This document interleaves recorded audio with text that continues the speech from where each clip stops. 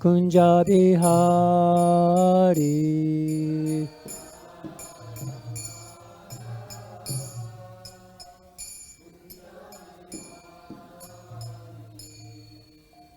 Jam Vishnupad Paramam Saparva Jagacharya Astrutar Sutta Shishimad. His Divine Grace A.C. Bhaktivedanta Swami Prabhupada Ki Jai. Jam Vishnupad Paramam Saparva Jagacharya Astrutar Sutta Shishimad. Shringa Guru Shrila Bhakti Siddhanta Saraswati Goswami Maharaj Ki Jai. Nantikodi Vaishnavrinda Ki Jai. ISKCON BBT Founder Acharya Srila Prabhupada Ki Jai. Namacharya Srila Haridas Thakur Ki Jai. Premsako Shri Krishna Chaitanya Prabhu Nityananda Shri Advaita Gadadhar Shivasari Gaur Bhaktavinda Ki Jai. Shri Shri Radha Krishna Gopi Gopinath Shama Kund Radha Kund Giri Govardhana Ki Jai. Vrindavan Dham Ki Jai. Mayapur Dham Ki Jai. Navadvip Dham Ki Jai. New Dwarka Dham Ki Jai.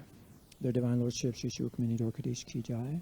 Their Divine Lordship Shri Shri Jagannath Baladev Shrimati Subhadra Ki Jai.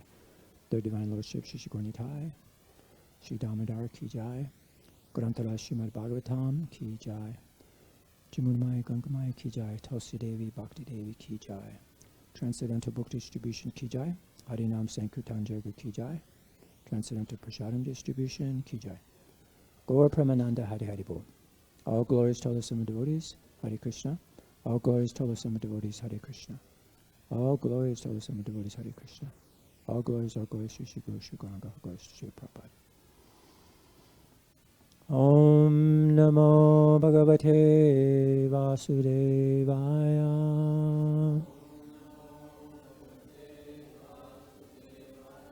Om Namo Bhagavate Vasudevaya.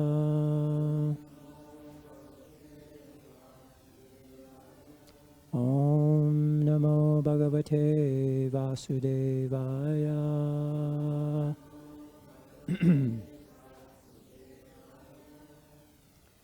So today we're reading from the Srimad Bhagavatam.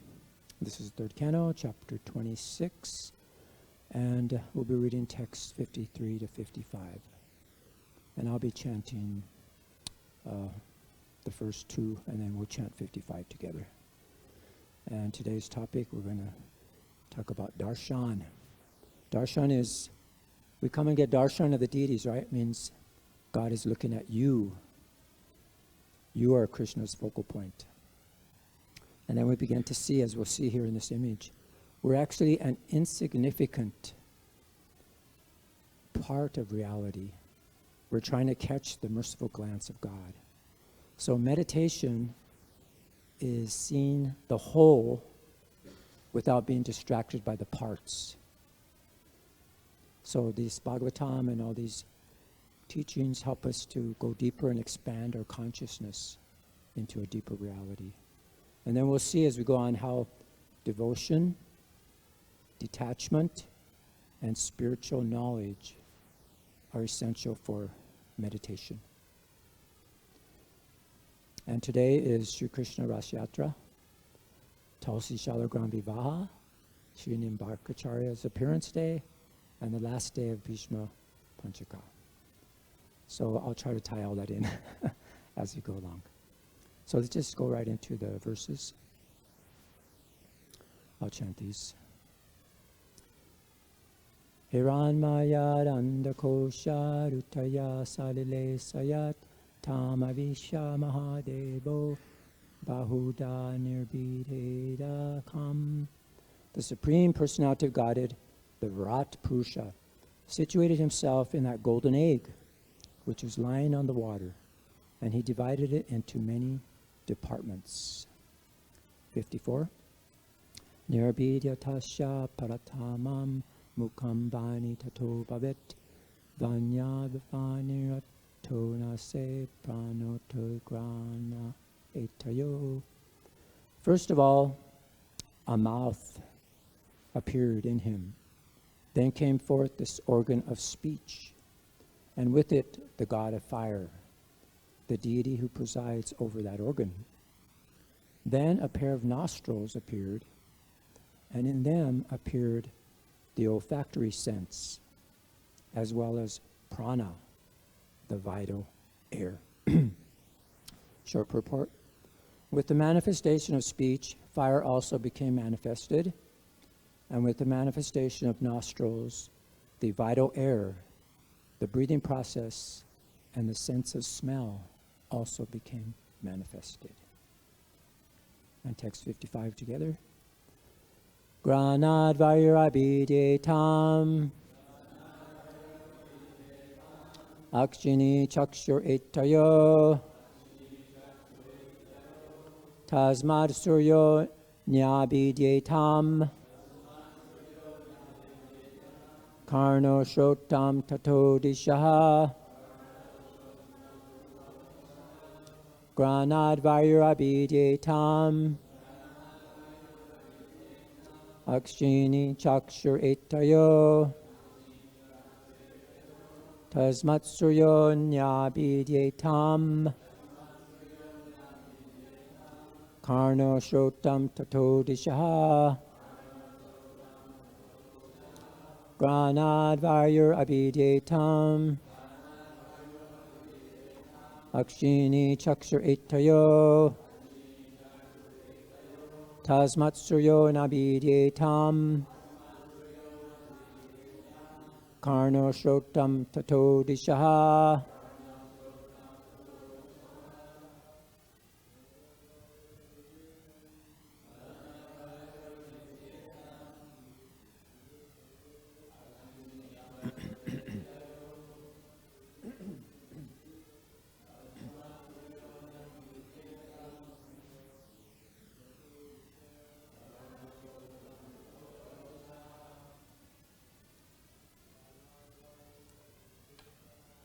Ghrāṇad vairabhidyatam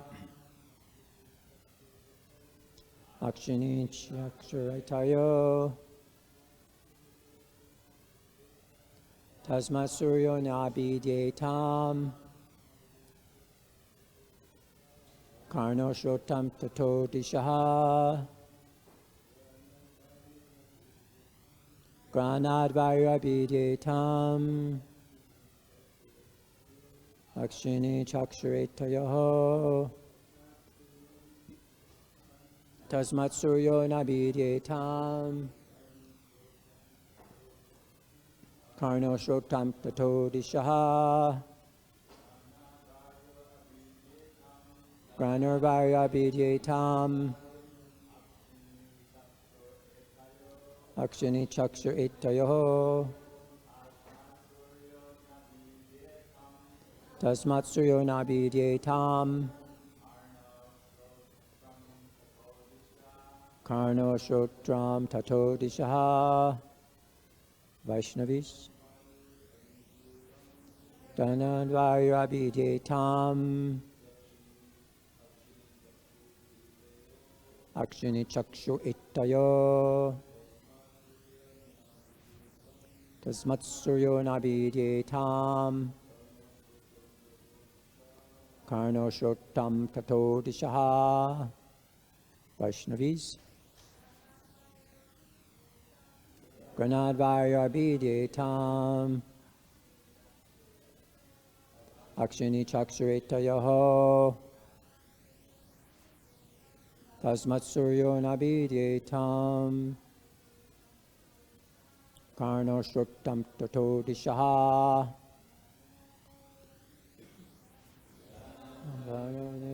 Tam Chini chakshur etayoḥ tasmat suryo nirabhidyatam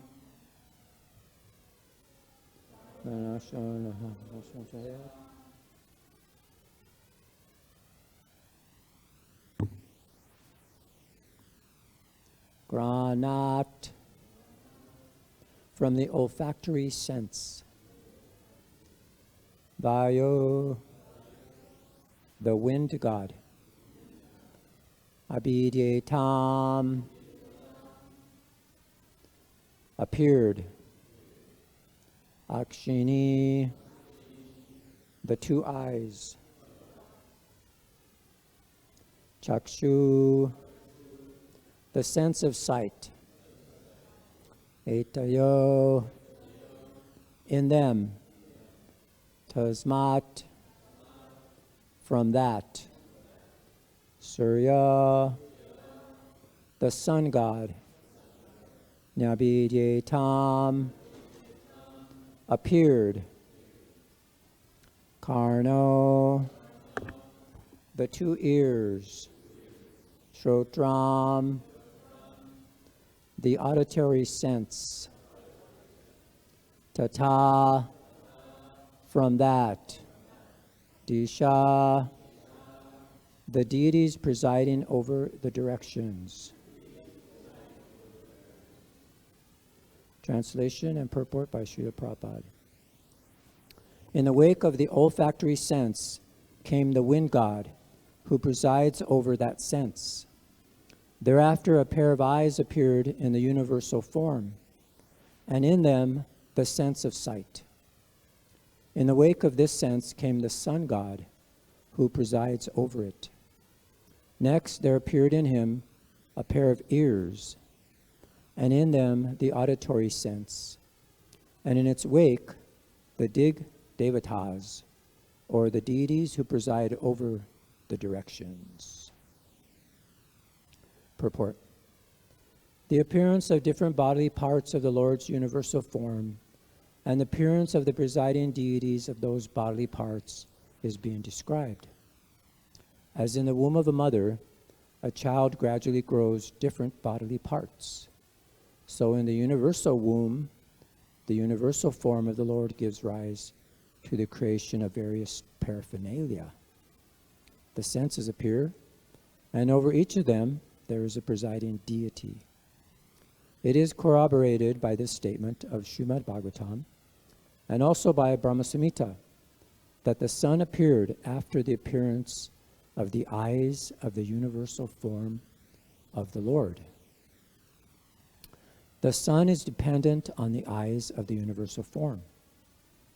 The Brahma Samhita also says that the sun is the eye of the Supreme Personality of Godhead, Krishna. Yat chakshur esha savita. Savita means the sun. The sun is the eye of the Supreme Personality of Godhead. Actually, everything is created by the universal body of the Supreme Godhead. Material nature is simply the supplier of materials. The creation is actually done by the Supreme Lord, as confirmed in Bhagavad Gita. Madhyakshena prakriti suyate satcharakcharam. Under my direction does material nature create all moving and non-moving objects in the cosmic creation. Om Gyana Timarandasya Gyananjana Salakaya Chakshusun Militamena Tasmai Shri Gurve Namaha Shri Chaitanya Manobhistam Stapitamena Bhutale Swamupakadamayam Dadati Swapadantikam. Jai Shri Krishna Chaitanya Prabhu Nityananda Shri Advaita Gadadhar Shivasari Gaur Bhaktavinda. Hare Krishna, Krishna Krishna, Hare Hare. Hare Rama, Rama Rama, Hare Hare. Vanchakopa Tubhishta Kripa Sindhu Bhavacha Patitanam Pavanebhyo Vaishnavi Bhyo Namo Namaha. So I'll read the verses again.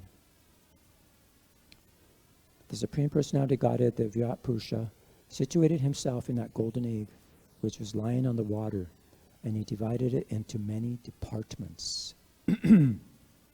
First of all, a mouth appeared in him, and then came forth the organ of speech, and with it the god of fire, the deity who presides over that organ. Then a pair of nostrils appeared, and then appeared the olfactory sense, as well as prana, the vital air. In the wake of the olfactory sense came the wind god, who presides over that sense. Thereafter a pair of eyes appeared in the universal form, and in them the sense of sight. In the wake of this sense came the sun god, who presides over it. Next there appeared in him a pair of ears, and in them the auditory sense, and its wake the devatas, or the deities who preside over the directions. So this is our meditation. So just to give you a little overview here, we're in the fundamental principles of material nature. And we were introduced to the absolute truth in the first few verses. Then we went into material nature and the conditioned soul. And then it goes into the inquiry into the Supreme Person and his energies. Those are verses 9 to 10. And then the elements of material nature is described. And then the Lord's impregnation of the manifestation of the universe, 18 to 22. And then we have from false ego to the manifestation of the senses and elements. So that's all the way to verse 49. And then in our section here, this is a section from the awakening of the virāṭ-puruṣa, and this is from 50 to 53. And this is the impregnation of material nature and the manifestation of the universal form. So here we see the word karya shrishti. So that refers to the creation of effects or the manifest creation. So it's described as the visible material creation that emerges from the unmanifested state, the ghrāṇa. So this is how we understand in our philosophy that it refers to the transformation of the primordial matter into the manifest cosmic manifestation and its forms through the agency of Mahavishnu. And then we see in text 54 to 61, it talks about the sequential manifestations of the bodily parts of all the different deities, and we'll discuss that more. And then it goes to the attempt to awaken the virāṭ-puruṣa. So this is interesting about the awakening of the Purusha, and it's also like the awakening of the path to the supersoul. You know, so no material efforts can connect us to the Supreme. So we see how the demigods, they couldn't even do that. They tried in different ways, but it was insufficient to connect with the Supreme. But meditation, as we mentioned, it's devotional. It's like a yoga means link is how we connect. So it's through devotion, through detachment, and spiritual knowledge. They're essential. So this is how we connect. So we're basically trying to contemplate the supersoul within. There's I think it's in the second canto, it talks about how to meditate on the supersoul within. And it's a very nice meditation. But here we're looking at the universal form and also the Paramatma within. So as we know, detachment is important, and that's the goal of our Sankhya philosophy, is to guide us toward detachment from material contamination and ultimately be attached to devotional service. And we achieve this by, like we're doing now, analytically studying material nature and contemplating on the Supreme Personality of Godhead as the Supreme Soul. So we see here the Super Soul, or the Supreme Lord, enters the universe. So when the material elements in their unmixed state, the Supreme Personality of Godhead, as Garbhodakshaya Vishnu, he enters the universe along with time, work, the modes of nature, and the total material energy in 7 divisions. And then he permeates everything, even the atoms. So this is a creation of the universal egg. So the Lord activates all these 7 principles, causing the formation of this universal egg. So this egg is a manifestation of his material energy. It's covered by layers of water, air, fire, sky, ego, and mahā-tattva. And each layer 10 times larger than the one before it. So this virāṭ-puruṣa within the egg, see, this is it resides, this egg resides the universal form of the Lord. So the virāṭ-puruṣa, its body contains the 14 planetary systems.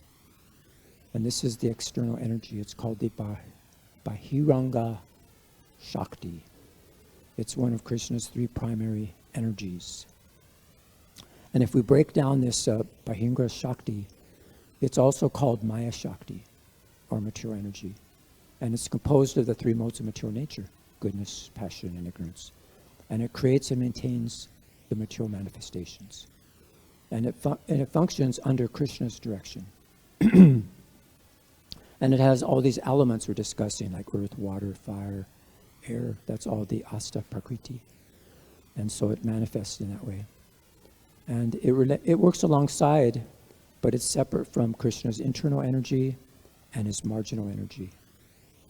And so it's subordinate to the Antaranga Shakti. And it's what influences the jivas, the souls. So what it does is it creates this material cosmos, it facilitates material existence, it provides a field for us to fulfill our desires. So it acts both as a covering potency and a liberating force, if we properly understand it.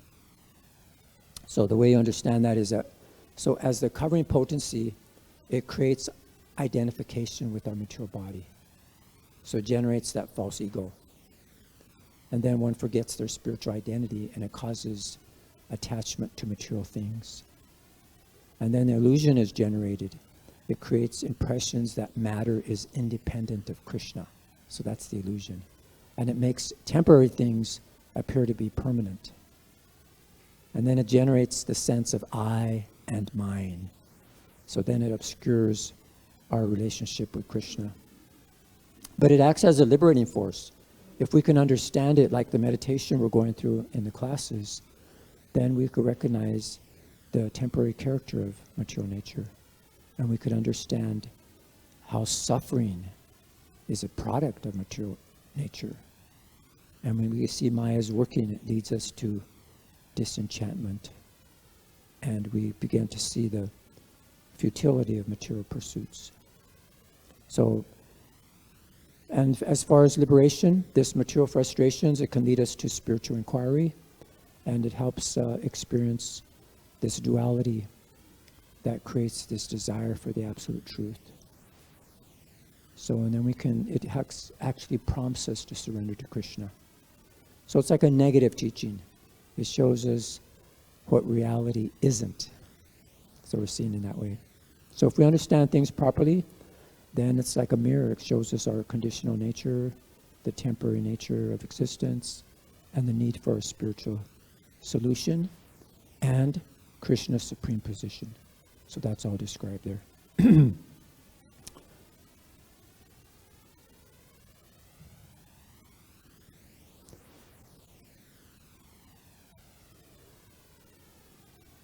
So as it mentioned here, the creation of the virāṭ-rupa's limbs and its corresponding presiding deities is described as a gradual process.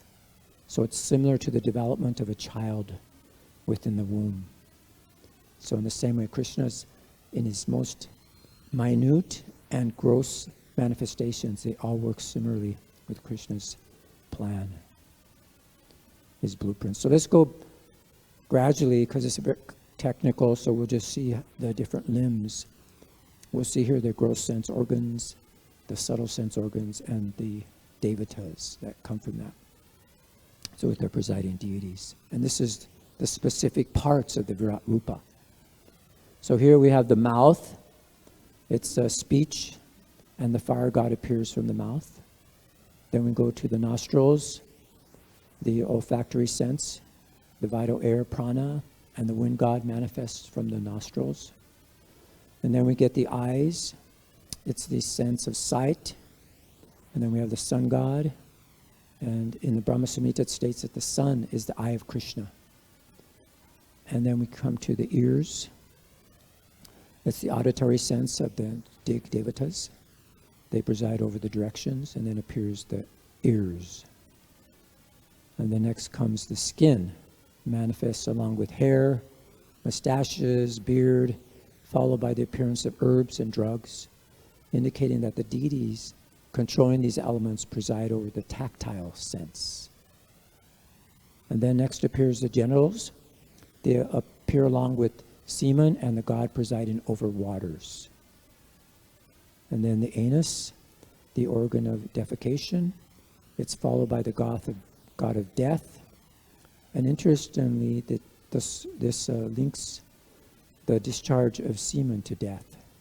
So it suggests that yogis who retain from this act can extend their lifespan, which is very interesting. And then the hands, they appear with the ability to grasp and drop things, and that's followed by the appearance of Indra. And then comes the legs. manifests with the process of movement, and that's Lord Vishnu.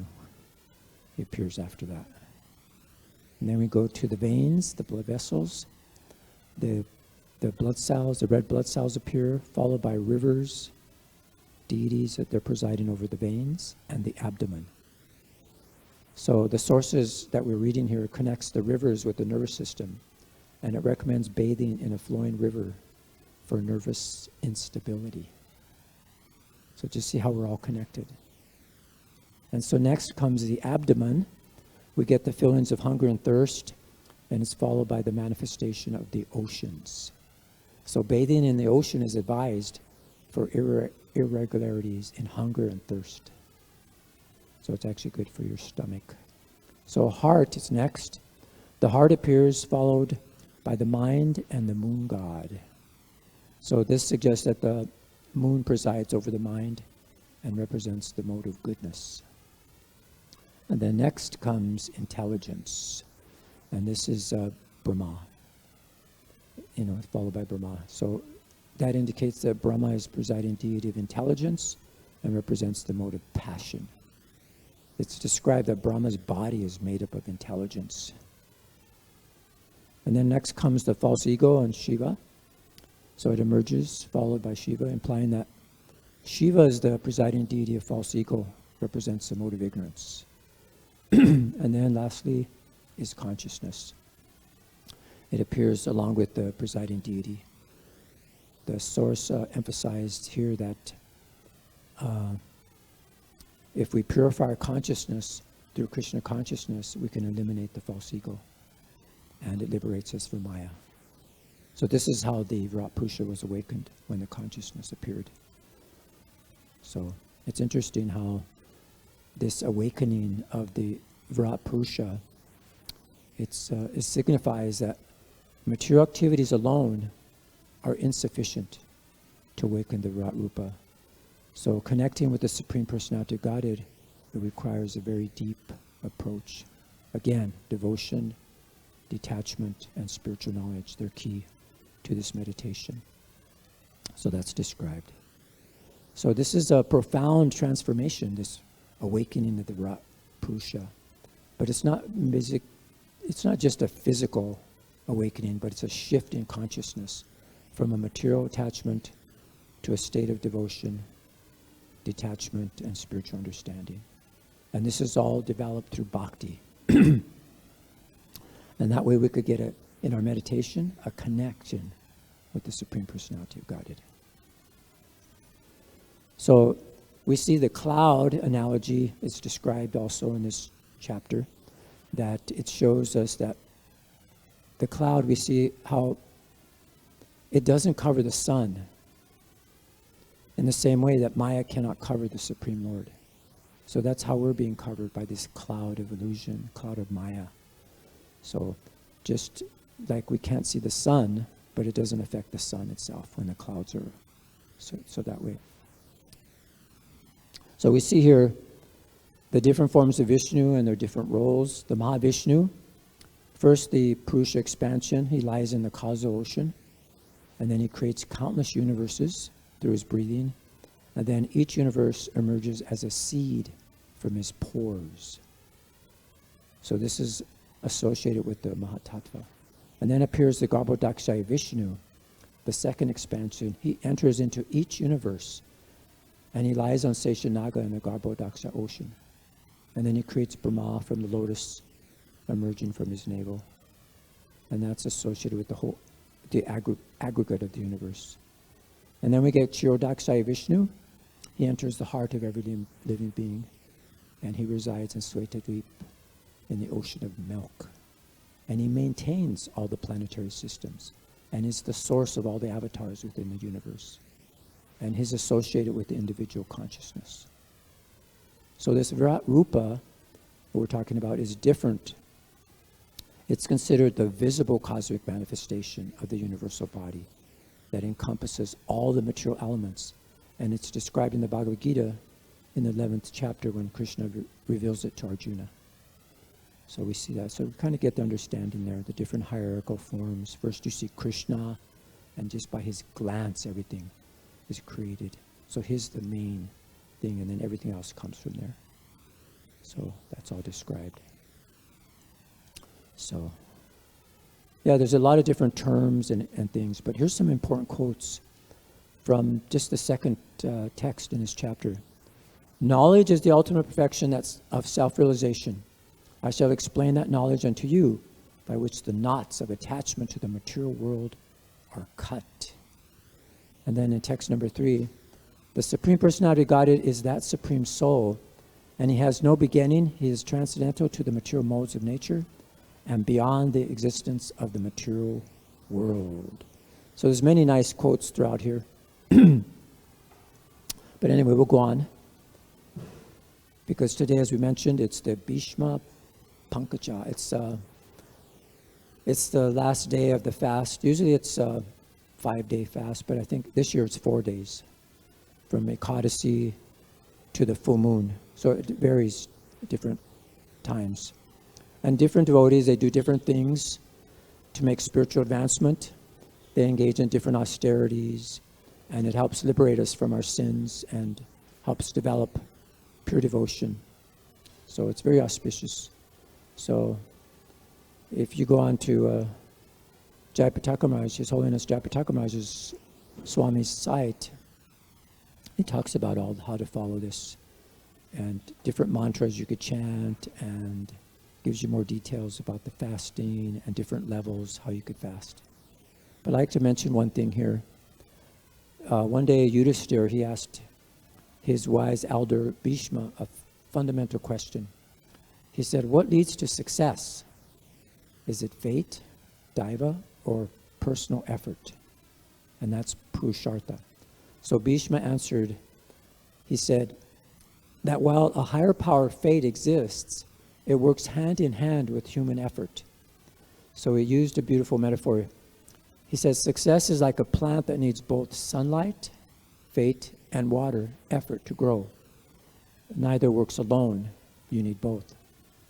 So he said, however, in this particular situation, Bhishma emphasized personal effort. Why? Is because Yudhisthira, despite winning the war, he was reluctant to take up his responsibility as the king. So he wanted to renounce everything and become an ascetic. So the kingdom needed him, but he was hesitating. So this shows the wisdom of Bhishma, that how these teachers, they adapt these messages according to what's needed. So like if someone's lazy and blames everything on fate, they emphasize the importance of personal effort. And if someone who's egotistical, he thinks they control everything, then they emphasize the role of fate. So just see, Yudhisthira wasn't doing his duty, so then Bhishma pushed him to action, to be responsible. So these are like two birds' wings. They're both needed. But the wise people, they know how to emphasize which one, depending on what the person needs to hear. So on the bed of arrows, actually, Bhishma was remembering this incident. And it reveals the deep relationships between Krishna and his devotees. So Duryodhana accused Bhishma of being too soft on Arjuna because he was attached, family affection. And then to prove his loyalty, Bhishma promised, he said, okay, I'll kill all the 5 Pandavas tomorrow. So he prepared these special arrows just for that purpose. And then Duryodhana kept them for safekeeping. But however, Arjuna, with Krishna's help, he managed to steal those arrows.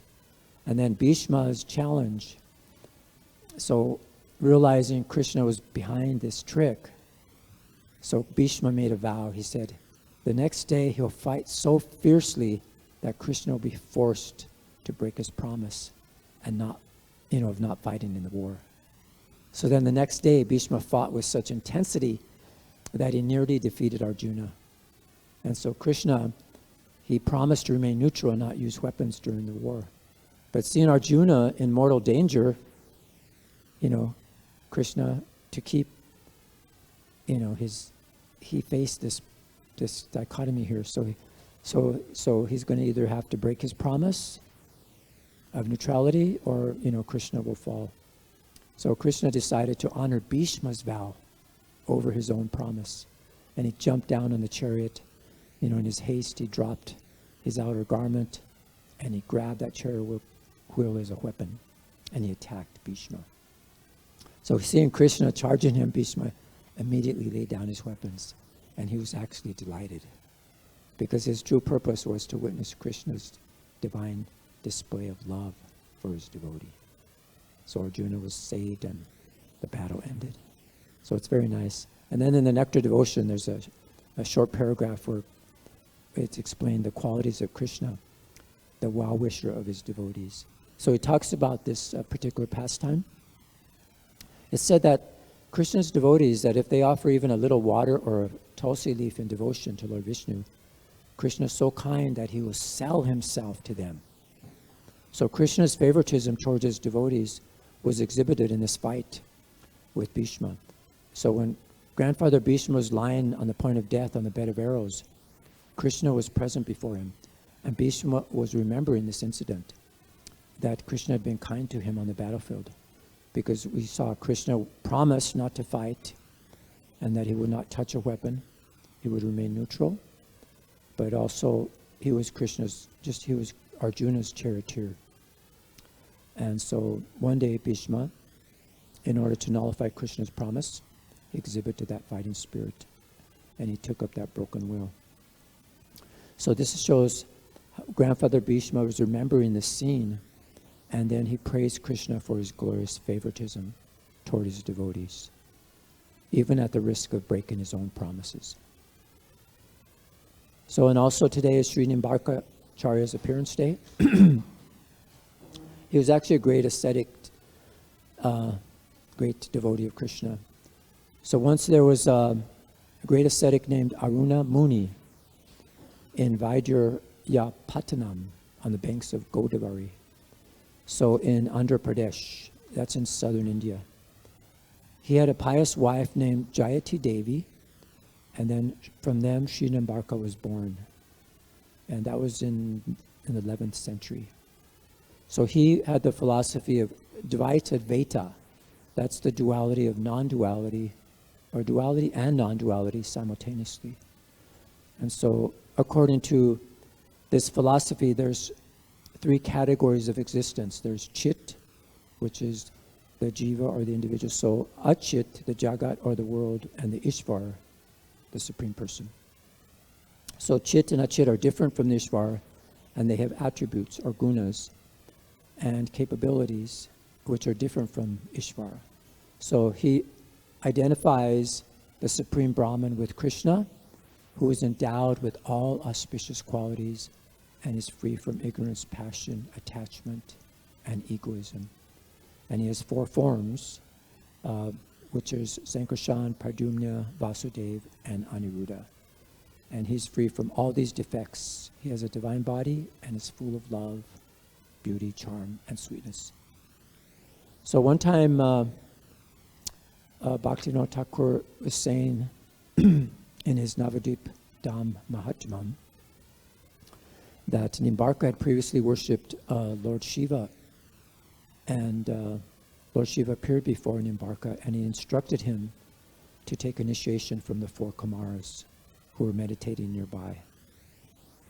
So Nimbarka, he received a Radha Krishna mantra from them, and he continued to live in Navadvip, and he followed the teachings of Sanat Kumara, and he worshipped Radha Krishna with great love, and then soon Radha and Krishna appeared before Nimbarka.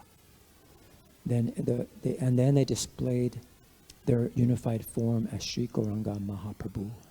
So we just see the same thing happened to Ramananda Roy. So he told, Lord Gauranga told Nimbarka, he said, in the future, when I begin my Sankirtan movement, I will personally preach the perfect transcendental philosophy of Achinta Bheda Bheda Tattva.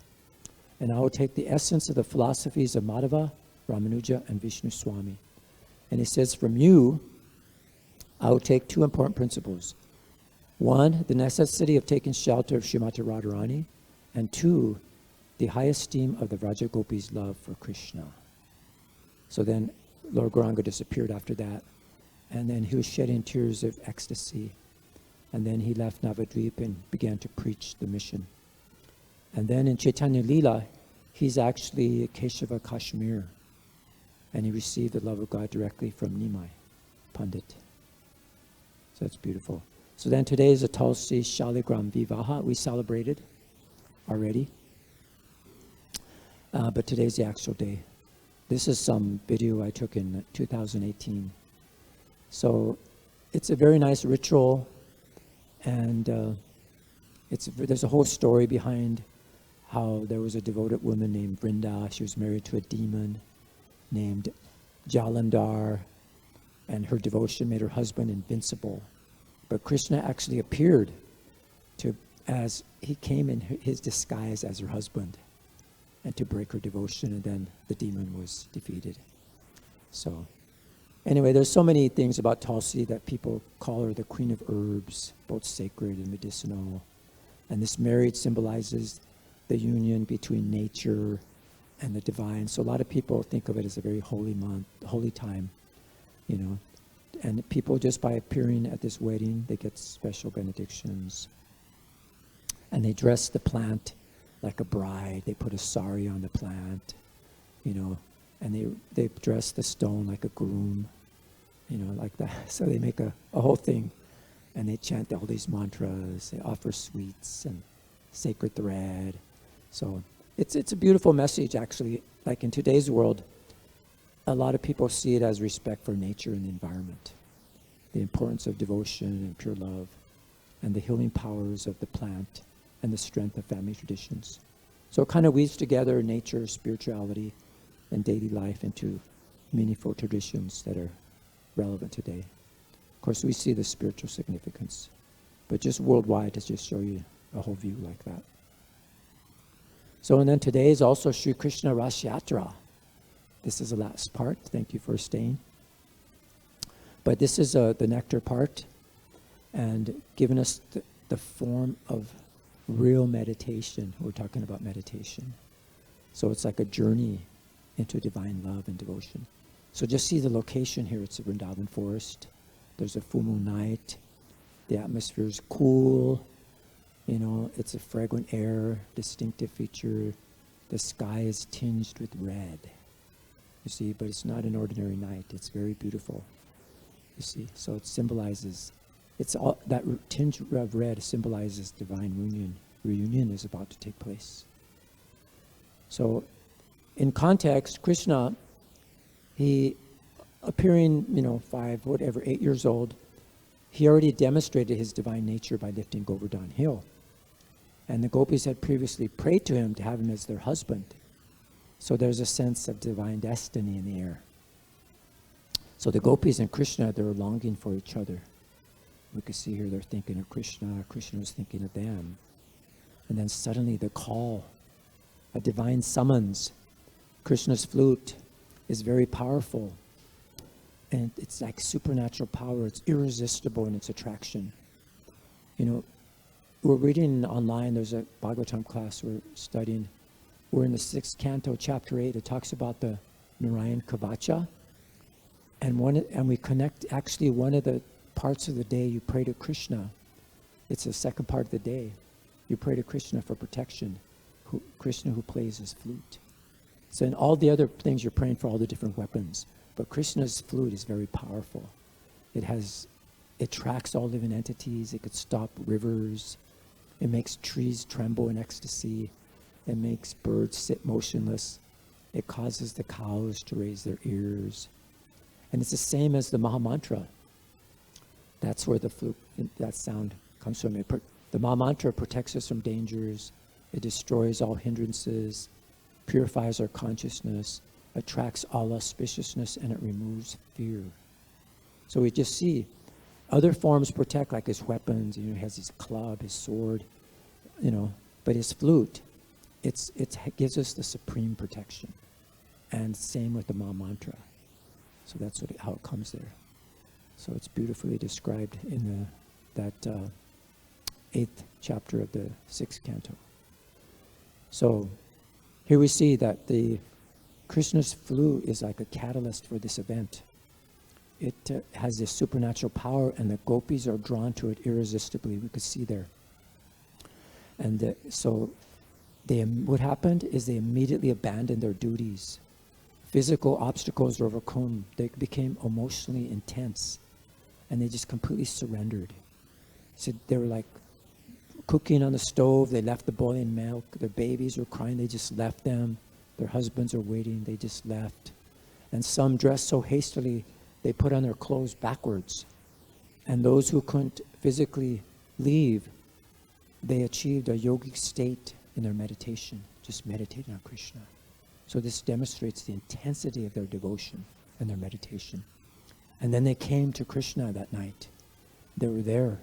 They saw Krishna. It was so beautiful. But there was a test.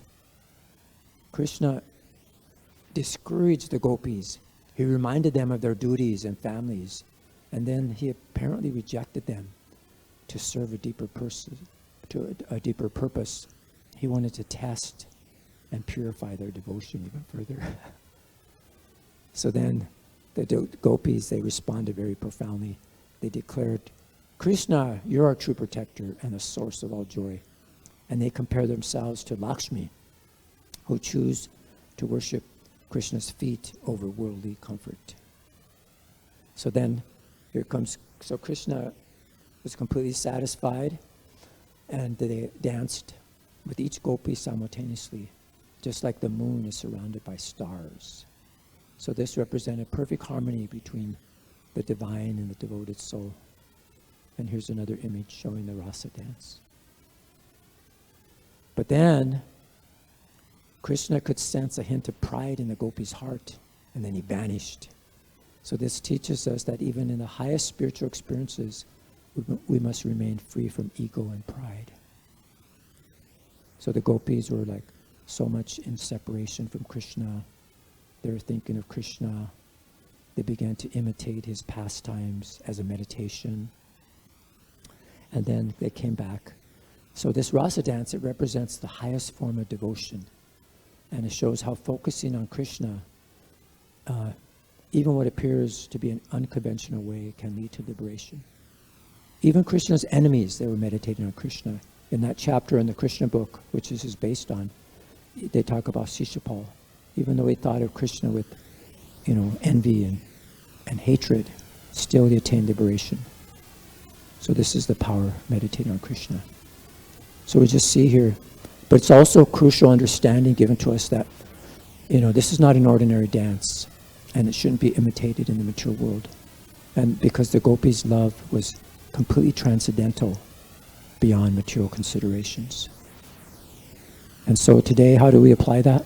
By focusing our consciousness on the divine, surrendering to the Supreme Lord in his different forms. In this way, we can transcend this false ego, and we develop a relationship with the divine through our devotional service, through all the gifts that are given to us by Srila Prabhupada.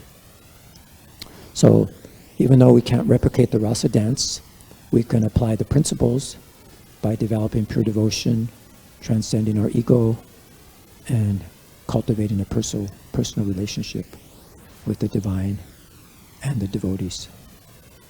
So thank you for your kind patience and attention. So I'll end there. Maybe anybody comments, questions, realizations?